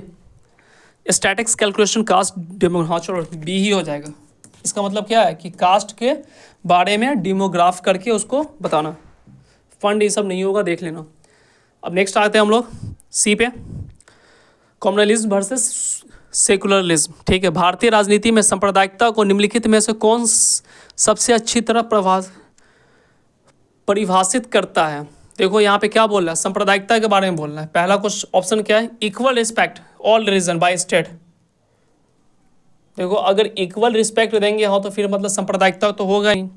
Believe that people to different religion can coexist peacefully, अच्छा ऑप्शन है, ठीक है, बट आगे देख लेते हैं। One religion community superior and has distinct political interest, ठीक है। Policy of separation religion from the government. देखो यहाँ पे फिर से क्वेश्चन को समझो। भारतीय राजनीति में जो हो रहा है वो क्या है? One religious communities superior and has the distinct of political interest. अब सुनकर तुम लोग को थोड़ा सा अच्छा लग रहा होगा तो क्वेश्चंस को ऐसे लो, ऐसे काट दो, ज़्यादा इस पर दिमाग लगाने की ज़रूरत नहीं है। नेक्स्ट देखो, भारतीय संविधान में धर्मनिरपेक्षता। मैं कमेंट नहीं लेने वाला हूँ, मैं किसी का कमेंट नहीं लूँ। आप लोग जो इतना सारा कमेंट जो कर रहे हो, आप सिर्फ आंसर भेजिए, कमेंट नहीं। कमेंट लास्ट में 2-3 मिनट में देख लेंगे। भारतीय संविधान में धर्मनिरपेक्षता यानी जो आपका है क्या है, सेकुलरिज्म, मुख्य रूप से किन अनुच्छेद में प्रतिबिंबित है? यानी कौन सा अनुच्छेद है? कौन सा अनुच्छेद है? तो याद रखिएगा 25 से 28, ठीक है, 25 से 28। आर्टिकल्स देखो, फंडामेंटल राइट जो ना सबको याद होना चाहिए, सबको याद होना चाहिए, ठीक है। आर्टिकल्स 14 से 18 क्या, राइट टू इक्वलिटी है, ठीक है ठीक है ठीक है ठीक है, सब सही है। नेक्स्ट देखो, संघ परिवार याद आ रहा है, संघ परिवार is the most closely associated with the promote of. संघ परिवार जो किस चीज़ का प्रमोट करता है, ये क्वेश्चंस मैं करवा दूं या छोड़ दूं। संघ परिवार के, जैसे कि आप लोगों में से बहुत सारे मेंबर जो होंगे वो संघ परिवार के होंगे, है ना। बजरंग दल वाले भैया हाथ उठाओ तो, कितने लोग मतलब बजरंग दल या फिर मतलब बीएचपी या फिर आरएसएस से जुड़े हुए हैं।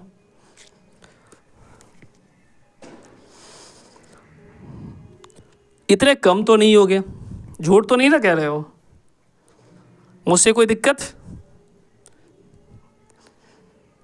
अरे नहीं सर, आप अच्छे हैं। हाँ मैं अच्छा ही हूँ। तो क्या होगा बताओ, आप लोग आंसर दो, क्या हो जाएगा आंसर, क्या है इसका। हिंदू कम्युनलिज्म, यानी हिंदू सांप्रदायिकता को ये क्या करते हैं, बिलीव करते हैं। नेक्स्ट देखिए, कोई बात नहीं, कहीं भी रहो अपनी आइडियोलॉजी को रखो, लेकिन दूसरे के लिए भी क्या रखो, जो भी धर्म कोई कास्ट हो उनके लिए इक्वल रिस्पेक्ट रखा करो, तभी जाके ये नेशन का फायदा हो सकता है।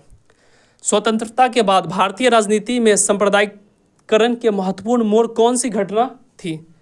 देख लो यहाँ पे लिखा हुआ है, जो कम्युनलिज्म का जो ना महत्वपूर्ण मोड़ कौन सी घटना हुई थी, ये तो बता ही सकते हो, बोलो। ऑप्शन एक क्या है, ग्रीन रेवोल्यूशन। नहीं, ग्रीन रेवोल्यूशन तो इससे कोई संबंध ही नहीं है। दूसरा देखो, आपातकालीन भी नहीं है, ठीक है। डेमोलिश ऑफ बाबरी मस्जिद, तो ये हो सकता है। इम्प्लीमेंटेशन ऑफ मंडल आयोग, ये भी नहीं है, क्योंकि मंडल आयोग जो है ना, पता नहीं 4 दिन से शादी ही हो रहा है, शादी इनकी ख़त्म ही नहीं होती है। मंडल आयोग में जो ओबीसी है ना, तो ओबीसी आपके हर रिलीजन में, हिंदू में भी होंगे, मुस्लिम में भी होंगे, ठीक है, सब में होते हैं। तो डेमोलिश ऑफ बाबरी मस्जिद यही दिखाता है सांप्रदायिकता का जो मोड़ जो आया है। नेक्स्ट देखो, सांप्रदायिकता के संबंध में मत बैंक, वोट बैंक लिख दो यार, वोट बैंक, ठीक है। अर्थ क्या है, डिजिटल परफॉर्मिंग ऑनलाइन वोटिंग नहीं होगा।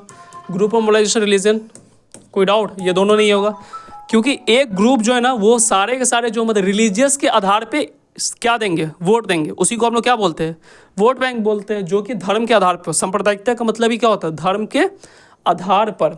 नेक्स्ट देखो, भारत में धर्म निरपेक्षता की रक्षा के लिए, यानी कॉन्स्टिट्यूशन में कौन सा जो है ना, इंडियन कौन सा आर्टिकल्स, अच्छा हाँ, धर्म के रक्षा के लिए क्या लिखा हुआ, सॉरी, अच्छा, धर्म निरपेक्ष की रक्षा के लिए कौन सा संवैधानिक तंत्र है, बता दो जल्दी बता दो। The 1981 Meenakshipuram indicate involve the mass reconverse of the Dalit Hindus ऑस्ट्रेज by the Hindu communalism group like the BH। नहीं, ये सब चीज़ मत लिखा कीजिए, ठीक है। कमेंट मुझे ही दिखती है, बट फिर भी ये सब नहीं, क्लास में ये सब नहीं। चलो हाँ, आंसर दीजिए, आंसर दीजिए, आंसर बताओ।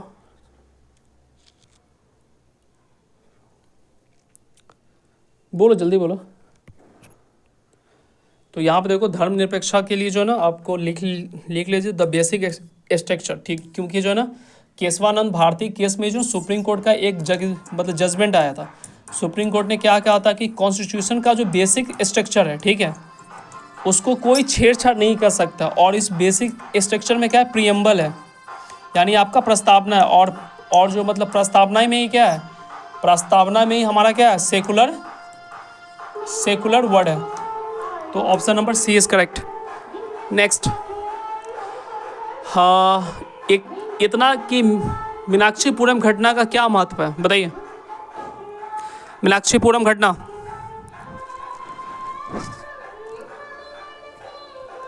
बोलो। तो याद रख लीजिए, trigger to the mass reconversion by the Hindu community in the group, ठीक है।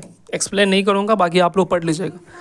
भारत विभाजन के आधारभूत 2 राष्ट्र सिद्धांत, देखो 2 नेशन थ्योरी का सबसे उपयुक्त वर्णन कौन सा है, बताओ। 2 नेशन थ्योरी, फटाफट। India and Pakistan should share the common economics policy, कभी नहीं हो सकता है। Hindu and Muslim are distinct nation, need the separately homeless power, secularism नहीं हो सकता है, रिलीजन नहीं हो सकता। Option number B is correct. देख लेना ऑप्शन पढ़ के। नेक्स्ट, हाँ, 1984 में इंदिरा गांधी की हत्या के बाद मुख्य रूप से किस समुदाय को निशाना बनाया गया? ये तो बताने वाली बात ही नहीं है। इंदिरा गांधी की जो एसेसिनेशन जो हुआ था उसमें कौन थे? सिख बॉडीगार्ड थे। कोई डाउट? अगर राजीव गांधी से पूछ दिया जाए तो बोलो श्रीलंकन। आगे बढ़े। नेक्स्ट देखो, समकालीन भारतीय राजनीति में धर्मनिरपेक्षता के लिए प्रमुख चुनौती क्या है? Decline of voter turn, rise of caste based parties, use of religious थियोटिक in election campaign, expansion of digital infrastructure. Option number C is correct. Next, अब देखो अब क्या है हमारा, रीजनलिज्म है यानी क्षेत्रवाद का है। भारतीय राजनीति में क्षेत्रवाद को निम्नलिखित में से कौन सबसे अच्छी तरह परिभाषित करता है? बताओ। और political ideology promote the national unity above the, और नहीं सारे अगर रीजनल से अबव, अच्छा नहीं ये तो कोटेशन से सही देख लेता हूँ। The moment seeking greater political power autonomy develop. मुझे साउंड से गुस्सा आ रहा है अब, पानी में पीता हूँ, आप लोग आंसर बताओ। और political ideology promote national unity above the all.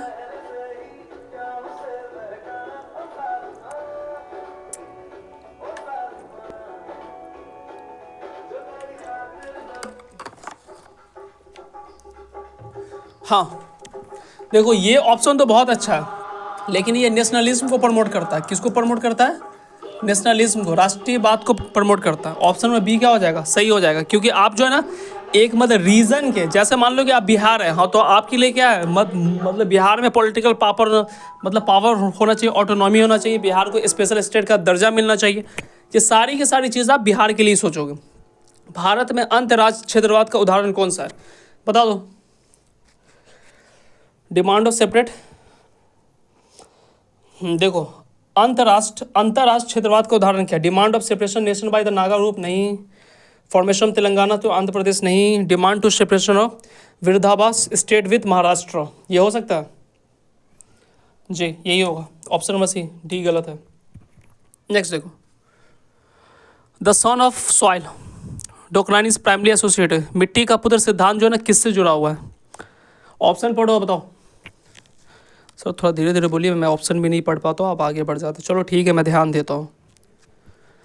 तो पहला क्या? नेशनल इंटीग्रेशन पॉलिसी, नई reservation of schedule caste, integration policy से ये नहीं है। Reservation of schedule caste in urban jobs नहीं है। प्रेफरेंस ऑफ लोकल रेसिडेंस, देखो local residence employment of politicals representative, यानी जो ना मिट्टी के पुत्र का कहने का मतलब ही ये है ना कि जहाँ पे आप रह रहे हैं वहाँ पे आपको क्या होना चाहिए, जहाँ पे जो है ना जहाँ पर आप रह रहे हैं, डोमिसाइल मान लो ना, क्या लिख लीजिए इसको, डोमिसाइल लिख लीजिए ना, डोमिसाइल इसका क्या हो जाएगा? बेस्ट एग्जाम्पल हो जाएगा। भारत में क्षेत्रवाद का प्रमुख कारण कौन सा है? बताइए प्रमुख कारण कौन सा हो सकता है? क्षेत्रवाद का प्रमुख कारण कौन सा हो सकता है? तो देखो भाषा हो सकता है, कल्चर हो सकता है, इकोनॉमिक्स डाइवर्सिटी हो सकता है। तो यही इसका क्या हो जाएगा? सही ऑप्शन हो जाएगा। अगर मैं पहला देख लूँ तो ऑल स्टेट में सेम चीज़ नहीं हो सकता है। Decline in the member of religions political parties नहीं हो सकता, सेंट्रलाइज कल्चर नहीं हो सकता। Option number B is correct. Next देखो यहाँ पे 2014 में तेलंगाना राज्य का गठन के मुख्य रूप से कारण क्या था? क्या कारण था जिससे तेलंगाना बना? तो रिलीजियस नहीं, ये धर्म के आधार पे था ही नहीं। ठीक है, demand for the greater autonomy, equality of development due to the preserve. Option number B सही था। ठीक है, अडॉप्ट ये भी नहीं था और ये भी नहीं था। नेक्स्ट देखो, निम्नलिखित में से कौन भारतीय राजनीति में देखे जाने वाले क्षेत्रवाद का प्रकार नहीं है? कौन सा है जो नहीं है? अति नहीं है ना, पूछ रहा है ना। तो अतिराज क्षेत्रवाद तो देखा जाता है भारत में, अंतर्राष्ट्रीय क्षेत्रवाद भी देखा जाता है, अंतर्राष्ट्रीय क्षेत्रवाद नहीं देखा जाता। ऑप्शन नंबर डी क्या हो जाएगा? सही, निगेटिव का निगेटिव, बाकी सब है हमारे यहाँ। किस क्षेत्रीय दल ने तेलंगाना राज्य के निर्माण में प्रमुख भूमिका निभाई थी? पढ़ा चुका हूँ ना, किसने निभाई थी? आंसर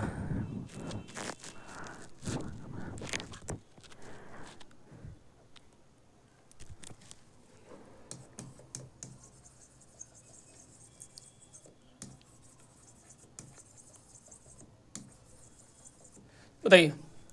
तो तेलंगाना राष्ट्रीय समिति, ठीक है, इसको लीड कौन कर रहे थे? तो लीड बाय के चंद्रशेखर राव के द्वारा इनको लीड किया गया था, ठीक है। तो सही ऑप्शन क्या हो जाएगा, याद रखना, ठीक है, ये पूछ सकता है, इसको VVI में लगा लो। तेलंगाना का क्षेत्रीय दल का निर्माण में TSA तेलंगाना राष्ट्रीय समिति का योगदान है। जिसके लीड कौन कर रहे थे? के चंद्रशेखर, साथ में होगा चंद्रशेखर राव।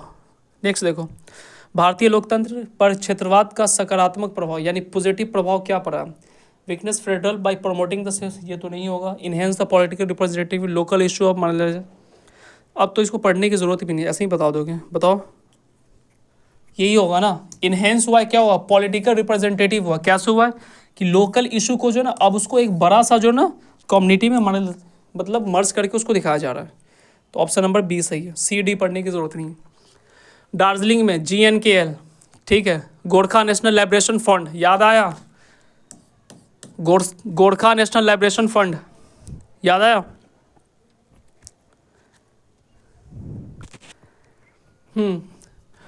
प्राइमरी बेस क्या था, यानी उनकी जो किस आधार पे था, किस आधार पे था? तो वहाँ पे कोई धार्मिक का कुछ है नहीं। अगर आप लोग दार्जिलिंग नहीं गए तो जाइए देखिए।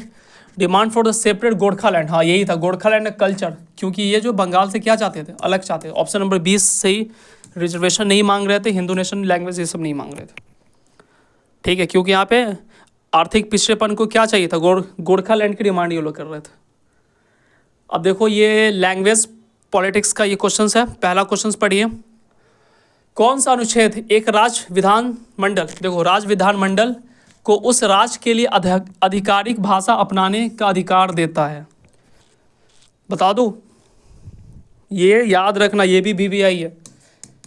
मतलब जैसे मान लो कि बिहार है, मान लेते बिहार है, ठीक है ना, बिहार में मान लेते हिंदी है, सेकेंड लैंग्वेज क्या है? उर्दू है। अब ये कह रहा है कि नहीं, मैं उर्दू को मैं फर्स्ट पे रख लूँ, तो ये कौन से आर्टिकल्स का यूज़ करेंगे? तो आर्टिकल्स 345 ये कहता है ना कि कोई भी जो ना, कोई भी राज्य वो अपनी भाषा, आधिकारिक भाषा वो बना सकता है, उस पर किसी का रोक टोक नहीं, लेकिन देश नहीं बना सकता है।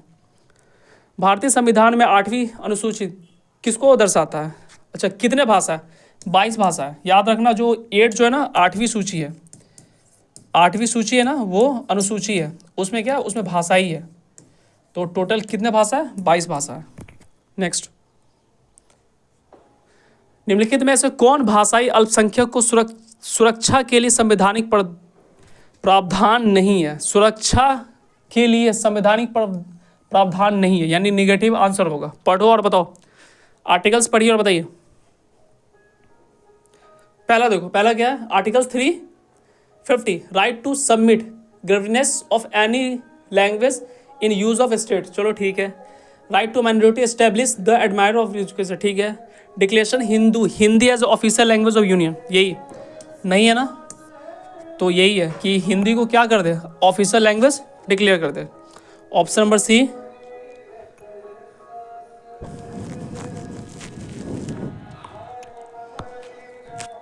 ठीक, तो 343 province of instruction of mother tongue, नहीं वो सही है। नेक्स्ट देखो, अधिकारी भाषा अधिनियम 1963 से 1965 के बाद हिंदी के साथ अंग्रेजी के रूप, देखो जैसे कि ना हुआ था ना कि 1965 तक जो है ना इंग्लिश को यूज़ किया जाएगा, इंग्लिश को यूज़ किया जाएगा, और इंग्लिश यहीं तक, उसके बाद जो ना हम लोग अपना ऑफिशियल लैंग्वेज बना लेंगे, किसको कर लेंगे? हिंदी को, ठीक है। तो अंग्रेजी का उपयोग की अनुमति क्यों दी गई थी? क्यों दी गई थी बताइए? Pressure of the foreign country, नहीं, फॉरेन कंट्री का कोई प्रेशर नहीं, क्योंकि हम लोग क्या है? सोवियत स्टेट है। Opposition from the Hindu speaking state specially in south, directive from the United nation, ये भी नहीं था। टेक्नोलॉजी लिमिट, तो क्या हो जाएगा? हिंदी इसलिए नहीं बन पाई क्योंकि साउथ वाले जो लोग जो थे ना वो इंग्लिश बोलते, हिंदी बोलने में कंफर्टेबल नहीं है, इस वजह से हमारा देश में क्या हुआ? स्पेस कोई भी एक चीज़ और यहाँ पे लिख देता हूँ, याद कर लेना। द ऑफिशियल लैंग्वेज एक्ट, ये कब आया था? 1963 में आया था, ठीक है, देख लेना। नेक्स्ट देखो, हाँ, भाषाई अल्पसंख्यक के विशेष अधिकार की क्या भूमिका है? बताओ।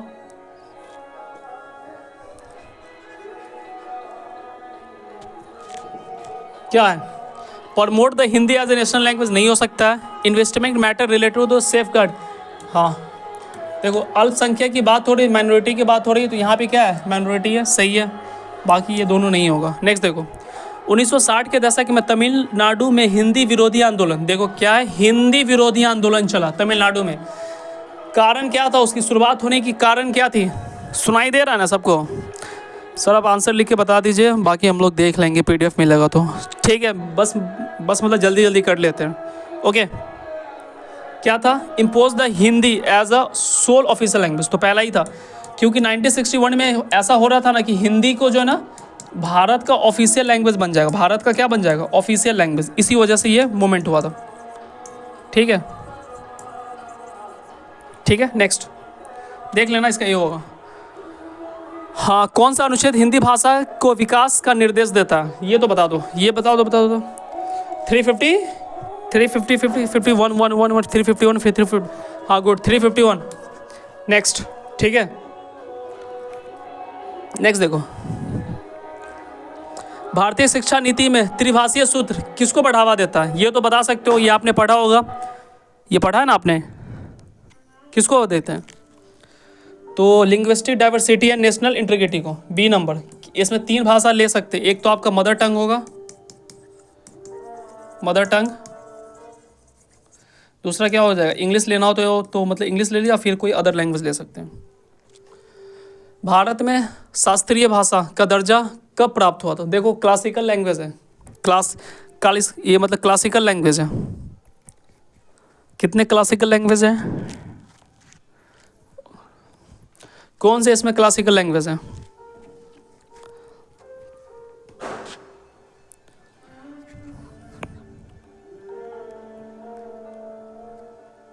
तमिल, ठीक है 2004 में। नेक्स्ट देखिए, पश्चिम बंगाल से अलग गोरखालैंड की मांग मुख्य रूप से किस पर आधारित थी, बताइए, रिलीजियस डिफरेंस, लैंग्वेज के आधार पर, इकोनॉमिक्स था, या फिर हिस्टोरिकल क्लेम था, बताओ। तो याद रखिएगा, जो गोरखालैंड थे वो लैंग्वेज के बिना पे कल्चर जो क्या रहे थे, क्योंकि गोरखा में ज़्यादातर लोग क्या बोलते हैं, नेपाली बोलते हैं। आज भी आप चले जाओगे दार्जिलिंग चले जाओ, सिक्किम चले जाओ, यहाँ पे लोग क्या बोलते हैं, यहाँ पे मतलब नेपाली लोग बोलते हैं, नेपाली लैंग्वेज ज़्यादा बोलते हैं। मैं अभी रिसेंटली मैं गया था, 10 दिन रह गया हूँ दोनों जगह, तो वहाँ पे अधिकतर लोग या तो हिंदी समझ जाते हैं, नेपाली भी ज़्यादा बोलते हैं। वहाँ के लोग भी, हर गाड़ी वाला नेपाली लैंग्वेज में सॉन्ग सुनता है, गाना सुनता है, मूवी देखता है, तो ये भी हो जाएगा। नेक्स्ट देखिए, वोमेन, ये लास्ट टॉपिक है, देख लो, ठीक है।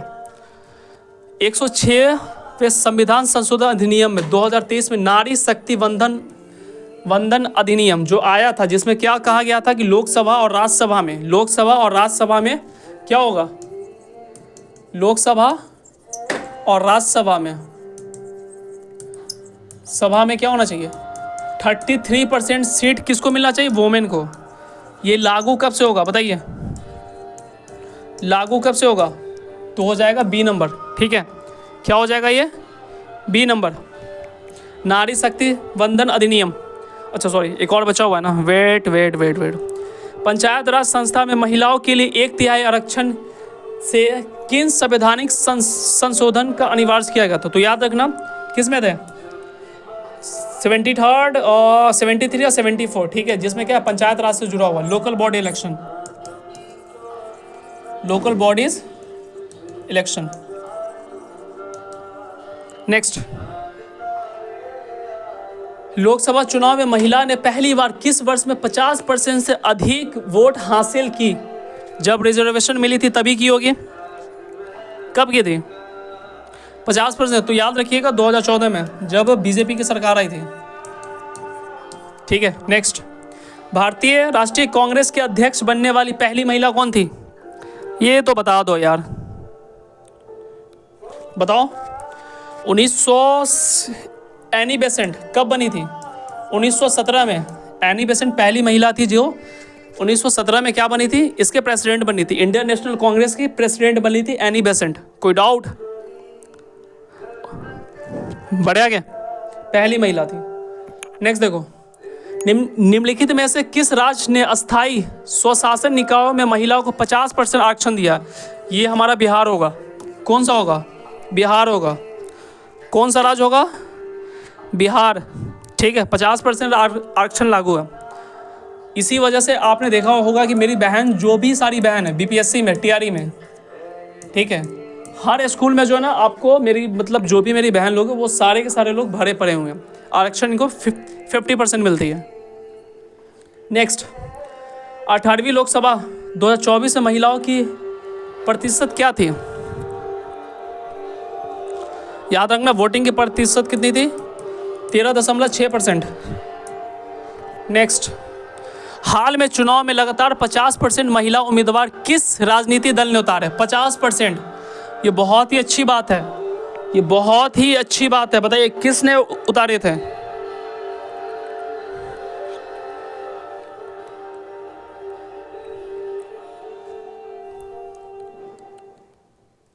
क्या लिख रहे हो? Option number C, NTK. NTK, हाँ, नाम तमिलर काटश्री। ठीक है, इन्होंने ही उतारा था 50% महिलाओं को। ओके, कौन से इलेक्शन में उतारा था बता सकते हो कहीं? जी, विधानसभा में। ठीक है, नेक्स्ट। अच्छा सॉरी, एक और बचा हुआ है ना। भारत में महिला की राजनीति भागीदारी के लिए निम्नलिखित में से कौन एक प्रमुख चुनौती है? ये तो बता दो। क्या है? Lack of constitution province of women right. ठीक है, high level of female literacy across all state. ये तो नहीं होगा। पैट्रियार्ची सोसाइटी हमारे यहाँ हो सकता है। ठीक है, exclusive finance support of women candidate. बताइए हमारे यहाँ क्या है? पितृसत्तात्मक समाज है, जिसकी वजह से क्या होती है? महिला पीछे है। जैसे मान लो कि आपका नाम है रूसी रंजन। रंजन क्यों लगाई हुई है? क्योंकि रंजन आपके फादर में होगा, कंफर्म है। ठीक है, तो हमारे यहाँ क्या है? पिता से ही हर चीज़ होती। निम्नलिखित में से कौन घरेलू शासन आंदोलन की एक प्रमुख नेता थी? देखो, घरेलू शासन आंदोलन की प्रमुख नेता थी। महिला इंडियन एसोसिएशन की स्थापना की थी। कौन सी महिला थी वो? बोलो। तो याद रखिए, वो एनी बेसेंट ही थी। कौन थी? Annie Besant. नारी शक्ति वंदनम अधिनियम निम्नलिखित में से किसका एक अन्य नाम है? देखो, नारी शक्ति अधिनियम अभी जस्ट 2023 में आया है। बताओ। तो जब 106वां कॉन्स्टिट्यूशन अमेंडमेंट किया गया था तभी आया था। Option number B. अभी लास्ट यूनिट है, देख लो। सोशल मूवमेंट है, न्यू रिलीजियस। लास्ट यूनिट है, फटाफट देख लेते। 10 क्वेश्चन होगा इसमें। पहला क्या है? भारतीय संदर्भ में नए सामाजिक आंदोलन, ठीक है, को पुराने सामाजिक आंदोलन से अलग करने वाले निम्नलिखित में से कौन सा सबसे अच्छा है? अच्छा, ये पूछा सबसे अच्छा, बताइए। देखो, मैं आंसर लगा देता हूँ, आप लोग घर पे मतलब पढ़ लेना। Emphasise identity, culture, environment, human rights. दूसरा देखो, चिपको आंदोलन 1973 में वर्णन निम्नलिखित में से कौन सबसे अच्छी तरह से करता है? ठीक है, चिपको आंदोलन। Tribal demand of state, peasant revolt against the जमींदार नहीं था, जमींदार भी नहीं था।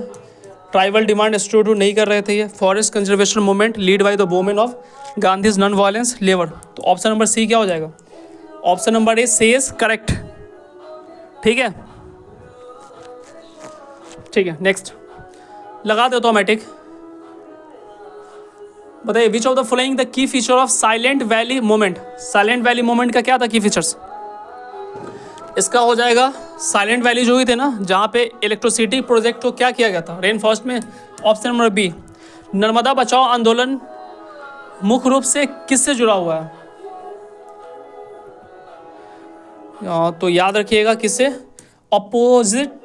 Opposition to large dam and displace the tribal ruler. सारे लोग को क्या हो रहा था, जब डैम जब बनता है तो लंबा सा एरिया को खाली कराना पड़ता है। आंसर लगा दो तो देख लेना। निम्नलिखित में से कौन सा आंदोलन पर्यावरण स्थिरता और स्वदेशी अधिकारों पर ध्यान केंद्रित करने के कारण एक नया सामाजिक आंदोलन बना था? बताओ। तो याद रखिए, नर्मदा बचाओ आंदोलन। नेक्स्ट देखो, निम्नलिखित में से कौन नर्मदा बचाओ आंदोलन से जुड़े हुए प्रमुख नेता है? ये तो बता दो। 6 नंबर। तो याद रखना क्या नाम रहा था इनका? सुंदर, अब ये हाँ ये मेधा पाटकर, ठीक है। नेक्स्ट, विनोबा भावे द्वारा नेतृत्व वाला भुट्टान आंदोलन किस रूप से अच्छा वर्गीकृत किया जाता है? हाँ मैं पीडीएफ में आज ही दे दूंगा, क्लास खत्म होने के बाद मैं आज ही डाल दूँ, हर जगह डाल दूंगा, 2-3 ग्रुप है सब में डाल दूंगा, आज ही डाल दूंगा, घबराओ मत, आज ही डाल दूंगा। किसे था? विनोबा भावे। तो land reform movement based on the voluntary land dominance. Next, निम्नलिखित में से कौन भारत के नए सामाजिक आंदोलन की एक विशेषता नहीं है? बताओ।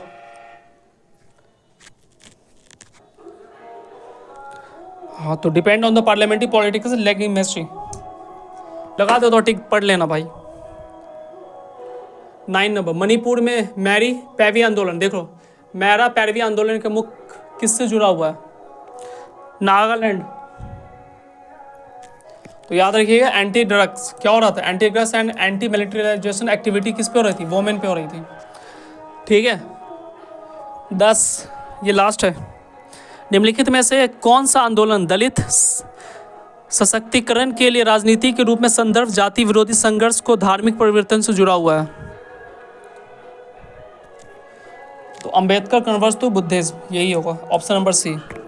चलो डाउट पूछ लो, डाउट अब क्लास में खत्म ही करता हूँ, डाउट पूछ लीजिए जल्दी,